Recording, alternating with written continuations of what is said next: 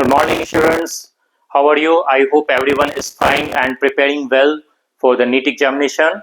So, everyone, today in this class, I am going to discuss the nucleus. As you can observe easily, nucleus को आप board में देख सकते हो.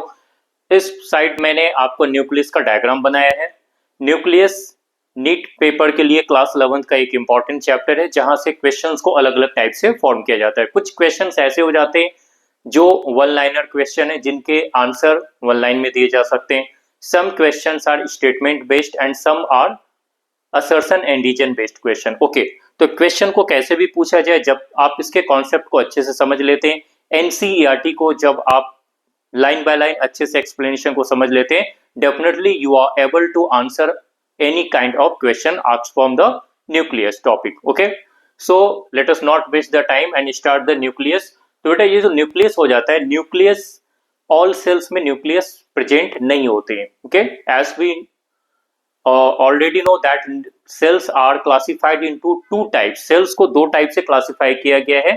पहला हो जाता है आपका, the first one is prokaryotic cell, the second is your eukaryotic cell. okay, so जिस सेल में a well defined nucleus, जैसा न्यूक्लियस आप यहाँ पर देख सकते हो, जैसा न्यूक्लियस आपका यहाँ पर पाया जाता है, डबल एनवेलप टू मेम्ब्रेन का न्यूक्लियस आपका जिस भी सेल में पाया जाएगा, तो ऐसे सारे सेल्स को नाम दिया जाता है eukaryotic cell. Well defined cell, eu means true, karyon means nucleus. But ऐसे सारे सेल्स जिसमें well defined nucleus completely absent हो, that is called prokaryotic cell. जैसे mycoplasmal cell, bacterial cell, cyanobacterial cell, तो ये सारे सेल्स के जो एग्जांपल्स आते हैं, दे आर प्रोकैरियोटिक सेल. तो न्यूक्लियस के प्रेजेंस या एब्सेंस के बेसिस पर हम लोग सेल्स को दो टाइप से क्लासिफाई करते हैं.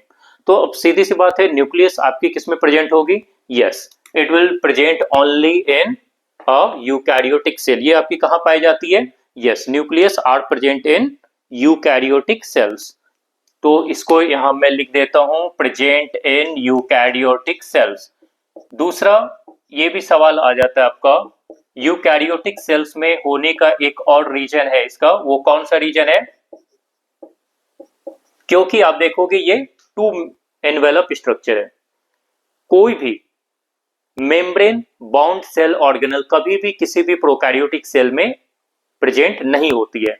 तो इससे साफ है ये यूकैरियोटिक सेल्स में हो जाते हैं, टू एनवेलप्स हो जाते हैं, two membrane cell, membranous cell organelle, इसको हम लिख सकते हैं.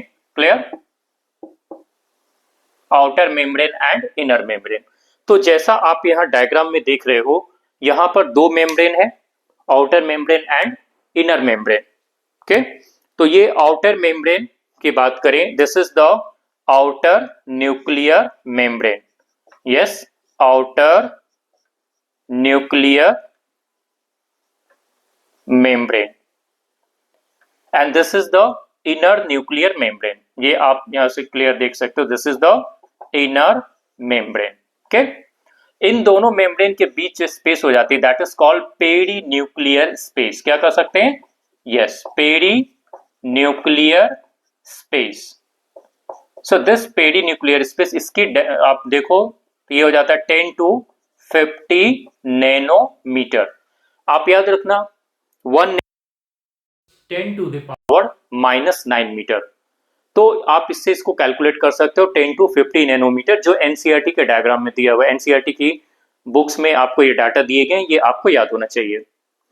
आप ये देखिए, ये दोनों जो आपके न्यूक्लियर मेम्ब्रेन है, ये दीज आर नॉट कंटिन्यूअस. जैसा आप क्लियर डायग्राम में देख सकते हो कि ये दोनों मेम्ब्रेन आपकी क्या हो जाती है, एक प्लेस पर, एक स्पेस पर आकर के आपस में ये फॉर्म कर जाती है. ये इस तरह से ये दो स्ट्रक्चर है, दीज आर नॉट कंटिन्यूअस. ये आपकी क्या हो जाती है? यस, इस तरह से स्ट्रक्चर हो जाती है, जो आपकी क्या होती है, जिस प्लेस पर ये आपकी मिलती है दोनों membrane, outer and inner nuclear membrane, जहां मिलती है इस प्लेस को या इस स्पेस को नाम दिया जाता है आपका न्यूक्लियर पोर कॉम्प्लेक्स. न्यूक्लियर पोर, ये न्यूक्लियर पोर ऐसे स्पेस हो जाते हैं जहां से साइटोप्लाज्म से कुछ प्रोटीन्स, एंजाइम्स और उसी तरह से साइटोप्लाज्म से न्यूक्लियोप्लाज्म और न्यूक्लियोप्लाज्म से साइटोप्लाज्म की ओर कुछ मटेरियल्स का एक्सचेंज होता रहता है। तो ये जो न्यूक्लियस आप देख रहे हो, इस न्यूक्लियर एनवेलप से घिरा हुआ space, this space is specially known as nucleoplasm. क्या कहलाता है? Nucleoplasm. Protoplasm inside a nucleus is called nucleoplasm. Protoplasm outside this nucleus, this is called cytoplasm. So in a eukaryotic cell, आप देखोगे किसी भी यूकैरियोटिक सेल में protoplasm clearly differentiated होता है न्यूक्लियोप्लाज्म एंड साइटोप्लाज्म में। तो यहां तक आपको क्लियर हो गया कि न्यूक्लियोप्लाज्म कहां होता है और साइटोप्लाज्म कहां होता है। क्लियर? अब ये बताओ, न्यूक्लियोप्लाज्म के अंदर कुछ ऐसे मटेरियल्स हो जाते हैं जिनको क्या होता है कि साइटोप्लाज्म में जाना होता है। जैसे क्लास 12th में आप पढ़ोगे transcription, DNA replication, transcription, translation. तो डीएनए रेप्लिकेशन और डीएनए आरएनए का ट्रांसक्रिप्शन, ये दोनों जो मैकेनिज्म हो जाती है सेंट्रल डोग्मा में, ये दोनों की दोनों मैकेनिज्म आपके न्यूक्लियोप्लाज्म के अंदर कंडक्ट होती है। But for the process of translation, protein synthesis जब होना होता है राइबोसोम्स के ऊपर, तो ये प्रोसेस के लिए क्या होता है, जो फुली प्रोसेस्ड मैसेंजर आरएनए है, ये fully processed messenger RNA nucleoplasm को पारकर through the nuclear pore complex, nuclear pore के थ्रू ये साइटोप्लाज्म में चला जाता है, जहां पर प्रोटीन सिंथेसिस यानी ट्रांसलेशन का प्रोसेस होता है। क्लियर? तो फुली प्रोसेस्ड आरएनए तो ये कैसे जाएगा? न्यूक्लियर पोर के थ्रू ये जाती है। अब सवाल ये हो जाता है कि सर ट्रांसलेशन या प्रोटीन सिंथेसिस या एंजाइम्स का फॉर्मेशन साइटोप्लाज्म में होता है यूकैरियोटिक सेल में? बिल्कुल सही है। तो कुछ एंजाइम्स ऐसे हो जाते हैं जिनकी requirement DNA replication, DNA transcription और भी कुछ प्रोसेस में इन्वॉल्व होते हैं एंजाइम्स। तो ये एंजाइम्स बनते तो साइटोप्लाज्म में है, like DNA polymerase, RNA polymerase, लेकिन इनकी रिक्वायरमेंट इनसाइड है, न्यूक्लियोप्लाज्म के न्यूक्लियस के अंदर है। तो ये ऐसे सारे एंजाइम्स साइटोप्लाज्म से न्यूक्लियोप्लाज्म की ओर इसी न्यूक्लियर पोर कॉम्प्लेक्स को क्रॉस कर चले आते हैं। तो आपके एनसीईआरटी में पेज नंबर 100, नई एनसीईआरटी के अकॉर्डिंग मैं बात करूं, पेज नंबर 100 पर एक सेंटेंस दिया हुआ है कि through the nuclear pore complex या nuclear pore some substances move across the nucleoplasm to cytoplasm, cytoplasm to nucleoplasm. तो इनका मूवमेंट इससे होता है। ये तो बात हो गई आपकी न्यूक्लियर एनवेलप की। अब इसके अंदर अगर हम लोग बात करें तो यहां आप देखोगे, हाँ एक बात और, ये आउटर न्यूक्लियर मेम्ब्रेन से आप देखोगे यहां क्या होता है, these are the rough endoplasmic reticulum. बच्चों जब आप रफ एंडोप्लाज्मिक रेटिकुलम पढ़ते हो तो आपने ये बात जरूर सुना होगा या फिर आप आगे सुनोगे जब मैं आपको नेक्स्ट वीडियो लेक्चर में बताऊंगा कि रफ एंडोप्लाज्मिक रेटिकुलम कहां दिख रहा है? यहां दिख रहा है। क्यों रफ एंडोप्लाज्मिक रेटिकुलम कहते हैं? क्योंकि इसके आउटर सरफेस पर ATS टाइप के राइबोसोम्स अटैच्ड होते हैं। सो rough endoplasmic reticulum is a derivative of outer nuclear membrane. ठीक है, आउटर न्यूक्लियर मेम्ब्रेन से रफ एंडोप्लाज्मिक रेटिकुलम डेराइव्ड होते हैं। इसके बारे में फिर मैं आपको आगे चर्चा करूंगा। फिलहाल चलते हैं इसके मैट्रिक्स की ओर। तो इसके मैट्रिक्स में आप देखो, ये इनर मेम्ब्रेन से अंदर की ओर लैमिनल प्रोटीन्स होते हैं जिसको न्यूक्लियर लैमिना कहा जाता है।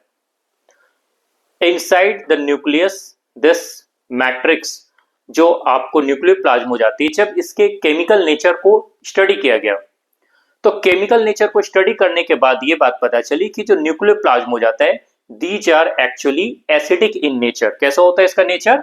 यस, बिल्कुल सही बताया आपने, सही सुना आपने, एसिडिक इन नेचर। ये आपके एसिडिक होते हैं। कैसे पता चलो? क्योंकि क्या होता है, जब आप देखोगे इसकी स्टेनिंग की जाती है, तो जब स्टेनिंग की गई, साइंटिस्ट नाम था फ्लेमिंग, फ्लेमिंग ने स्टेनिंग की और स्टेनिंग करने के बाद ये ऑब्जर्व किया कि ये जो सब्सटेंस है ये बेसिक डाई को एब्जॉर्ब करता है। तो जो सब्सटेंस बेसिक डाई को एब्जॉर्ब करेगा तो ऑब्वियसली वो क्या होगा? यस, वो आपका एसिडिक नेचर होगा, केमिकल नेचर एसिडिक होगा। इसके अपोजिट अगर कोई सब्सटेंस एसिडिक डाई को एब्जॉर्ब करता है तो वो आपका बेसिक नेचर होता है। तो चूंकि ये एसिडिक डाई को एब्जॉर्ब करता है इसलिए ये आपका हो जाता है बेसिक डाई को एब्जॉर्ब करता है, सो ये आपका एसिडिक नेचर होता है। फ्लेमिंग ने इसे क्रोमेटिन नाम दिया। फर्स्ट लाइन एनसीईआरटी की फर्स्ट पैराग्राफ इसके बारे में डिस्कस करती है। अब आप इसमें देखें, न्यूक्लियर प्लाज्म में न्यूक्लियर मैट्रिक्स पाए जाते हैं जो एसिडिक नेचर के होते हैं। इसे नाम दिया जाता है स्पेशली न्यूक्लिक एसिड या न्यूक्लीन, इसे नाम दिया गया क्योंकि ये एसिडिक नेचर के होते हैं, जैसे डीएनए, आरएनए। तो इसमें और भी चीजें पाई जाती है, डीएनए, आरएनए। डीएनए के साथ एक प्रोटीन बाइंड होता है जिसे हिस्टोन प्रोटीन कहते हैं, जो आप हायर क्लासेस में पढ़ते हो। मोलिकुलर बेसिस ऑफ इनहेरिटेंस में इसके बारे में डिटेल में चर्चा की जाएगी। फिलहाल हम लोग क्लास 11 की एनसीईआरटी को लेकर ही चलते हैं, उसको डिस्कस करते हैं। तो ये तो हो जाती है आपकी न्यूक्लियस की बात, कि न्यूक्लियस के अंदर ये जो मैट्रिक्स हो जाता है इसे नाम देता है न्यूक्लियर प्लाज्म, जो एसिडिक नेचर का होता है। यहां आप देखोगे थ्रेड लाइक स्ट्रक्चर, जैसा आप देखोगे ब्लूइश कलर से मैंने बनाया हुआ है। These are thread like structure called chromatin fibres. ये दिखने में फाइबर्स के जैसे हैं, तो इनको नाम दिया गया क्रोमेटिन फाइबर्स। ये सारे क्रोमेटिन फाइबर्स जो इंटरफेज न्यूक्लियस, मतलब जब न्यूक्लियस डिवाइड नहीं करती है, तो इस स्टेज को कहा जाता है इंटरफेज यानी कि रेस्टिंग फेज न्यूक्लियस। तो उसमें ये through out the nuclear plasm, जैसा आप यहां पर ऑब्जर्व क्लियरली कर सकते हो पूरे डायग्राम में, कि throughout the nuclear plasm these chromatin fibres are spread. तो chromatin fibres are spread throughout the nuclear plasm. तो ये क्रोमेटिन फाइबर्स जैसे जैसे सेल साइकिल आगे प्रोग्रेस करती है, लाइक प्रोफेज, मेटाफेज, तो ये आपके क्या होती है कि ये क्रोमेटिन फाइबर्स स्लोली कंडेंस होते जाते हैं, और कंडेंस होने के बाद क्या होते हैं, ये आपके मेटाफेज आते आते ये फुली कंडेंस क्रोमोसोम्स में कन्वर्ट हो जाते, जो आप आगे पढ़ोगे। Clear? Chromatin fibres are composed of DNA, RNA, histone and सब नॉन हिस्टोन प्रोटीन्स इसमें पाए जाते हैं। तो ये तो हो गई आपकी न्यूक्लियर प्लाज्म क्रोमेटिन फाइबर्स की बात। Chromatin fibres are also categorised into two types. First हो जाता है आपका यूक्रोमेटिन, दूसरा हो जाता है आपका हेट्रोक्रोमेटिन, जो ज्यादा कंडेंस होता है। तो जब स्टेनिंग की बात की जाती है, स्टेन किया जाता है, तो जो यूक्रोमेटिन पार्ट है, this euchromatin part, this is lightly stain, ये हल्का स्टेन लेता है। जबकि हेट्रोक्रोमेटिन पार्ट, ये आपका क्या होता है, ये डार्कली स्टेन होता है, ज्यादा स्टेन लेता है। ट्रांसक्रिप्शन की बात करें, मतलब डीएनए के बाद से एमआरएनए बनना, तो ये जो डीएनए से mRNA, this process is called transcription. तो यूक्रोमेटिन वाला जो पार्ट हो जाता है, ये आपका ट्रांसक्रिप्शनली एक्टिव होता है, जबकि हेट्रोक्रोमेटिन ट्रांसक्रिप्शनली इनएक्टिव होता है। तो ये सारी बातें आपको काफी यूजफुल रहेंगी। अब चलते हैं, वापस आते हैं, इसके आउटर मेम्ब्रेन की बात करें, तो आप देखोगे इसके आउटर न्यूक्लियर एनवेलप, जो कि आपका यह है आउटर न्यूक्लियर मेम्ब्रेन, इसके ऊपर ATS टाइप के राइबोसोम्स पाए जाते हैं। क्या पाए जाते हैं? राइबोसोम जो आपके पाए जाते हैं, कौन से टाइप हो जाते हैं? Yes, ATS, S stand for Svedberg unit, types of ribosomes are attached on the outer nuclear envelope. Rough endoplasmic reticulum, पहले बताया कि ये आपके आउटर न्यूक्लियर एनवेलप की डेरिवेटिव है, इससे निकलती है। तो अब बच्चों इसमें चलते हैं, ये जो आपके राइबोसोम्स हैं, ओके, ATS टाइप के, उसके बाद फिर अब इसमें बात करते हैं, वापस आते हैं न्यूक्लियर प्लाज्म में। तो न्यूक्लियर प्लाज्म में आप देखोगे इसके कुछ प्लेस पर आपके क्या पाए जाते हैं, हाईली कंडेंस्ड एक स्ट्रक्चर देखी गई, जो मेम्ब्रेनलेस स्ट्रक्चर होती है। तो इसको मैं ऐसे लिखता हूं, इसे फोंटाना नाम के एक साइंटिस्ट ने डिस्कवर किया था। हाँ, जहां तक डिस्कवरी की बात आ जाए न्यूक्लियस की, तो 1831 जो एनसीईआरटी में डाटा दी गई है, रॉबर्ट ब्राउन नाम के एक साइंटिस्ट थे, जिन्होंने न्यूक्लियस को ऑब्जर्व किया या डिस्कवर्ड किया। तो रॉबर्ट ब्राउन, कुछ बच्चे रॉबर्ट हुक और रॉबर्ट ब्राउन में कंफ्यूज होते हैं, आपको ऐसा नहीं करना है, यू आर स्मार्ट वन। सो 1831 तक रॉबर्ट ब्राउन नाम के साइंटिस्ट ने डिस्कवर्ड द न्यूक्लियस, किसकी खोज कर दी थी? यस, इसने क्या हुआ था, इसने न्यूक्लियस की डिस्कवरी की। इसके अंदर न्यूक्लियर प्लाज्म में एक हाईली कंडेंस्ड स्ट्रक्चर देखी गई, जो मेम्ब्रेनलेस थी। This structure was named as nucleolus. तो एक न्यूक्लियस में एक या एक से ज्यादा आपके क्या होते हैं, न्यूक्लियोलस, प्लूरल में इसको न्यूक्लियोलाई कहते हैं, ये आपके पाए जा सकते हैं। तो ये जो न्यूक्लियोलस होता है, पहली बात ये मेम्ब्रेन इस पर नहीं होती है। किस साइंटिस्ट ने डिस्कवर किया था? फोंटाना नाम के साइंटिस्ट ने न्यूक्लियोलस को न्यूक्लियोप्लाज्म में खोजा। So these are membraneless cell, membraneless structure present inside the nucleoplasm, inside the nucleus. ये जो न्यूक्लियोलस होता है, ये एक स्पेशल टाइप के राइबोसोमल आरएनए को स्पेशल टाइप के आरएनए को सिंथेसाइज करता है, जिसे कहा जाता है राइबोसोमल आरएनए। आरएनए के अगर टाइप्स की बात करें तो टोटल आरएनए के 5 टाइप्स होते हैं। Ribosomal RNA, messenger RNA, transfer RNA, small cytoplasmic RNA, small nuclear RNA. तो यहां जो फर्स्ट टाइप है आपका, मेनली 3 टाइप्स के हो गए, जिसमें से पहला टाइप आपका कौन सा हो जाता है? Ribosomal RNA. So these are actively involved in synthesis of ribosomal RNA. कौन सा आरएनए हो जाता है बच्चों? यस, राइबोसोमल आरएनए को ये आपका एक्टिवली सिंथेसाइज करता है। अब यहां थोड़े काम की बात भी हम लोग और सुन ले, थोड़ा सा कॉन्सेप्ट क्लियर हो जाएगा।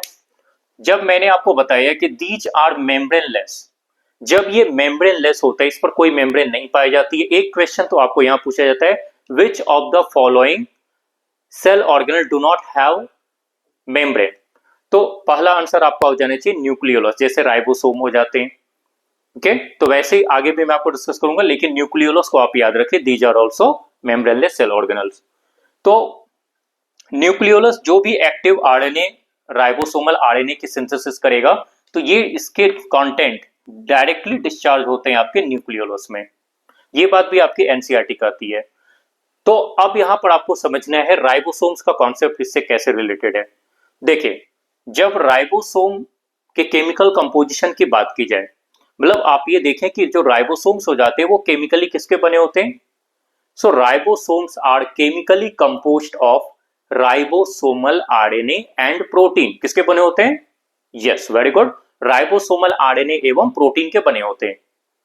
तो राइबोसोमल आरएनए की सिंथेसिस यहां से होती है, तो ये किसमें हेल्प करता है? राइबोसोम्स के फॉर्मेशन में हेल्प करता है। राइबोसोम्स का फंक्शन की अगर बात करें, if we talk about the functions of ribosome, so ribosomes are involved in protein synthesis during translation. So ribosomes are also known as protein factory of the cell. तो बेटा ये साफ बात है कि जिस सेल में, जो सेल जितना ज्यादा प्रोटीन सिंथेसिस में एक्टिवली इन्वॉल्व होगा, उस सेल्स में नंबर ऑफ न्यूक्लियोलस या न्यूक्लियोलाई के नंबर क्या हो जाते हैं? वो ज्यादा से ज्यादा प्रेजेंट होंगे। यस, इससे रिलेटेड एक क्वेश्चन पूछा जाता है। दूसरा आपको इसमें अभी हो जाती है, ये बात यहां तक कॉन्सेप्ट क्लियर हो गई। अब न्यूक्लियस के अगर नंबर की बात करें कि न्यूक्लियस, पहली बात, क्या न्यूक्लियस सारे सेल्स में पाए जाते हैं? सारे यूकैरियोटिक सेल में पाए जाते हैं। Nucleus are present in nearly all eukaryotic cells, ये बात तो आप याद रखें। But there are a few cells like mature sieve tube cell, जो कि फ्लोएम सेल्स हो जाते हैं। मैच्योर वर्ड मैंने यूज किया। और दूसरा आपका हो जाता है मैच्योर मैमोलियन आरबीसी। तो जब ये इमैच्योर कंडीशन में सेल्स हो जाते हैं, in that condition, that particular condition, nucleus are present. लेकिन जैसे ही सेल्स क्या हो जाते हैं? इमैच्योरिटी की ओर जाते हैं, मैच्योर कंडीशन। तो उस कंडीशन में आपका क्या होता है?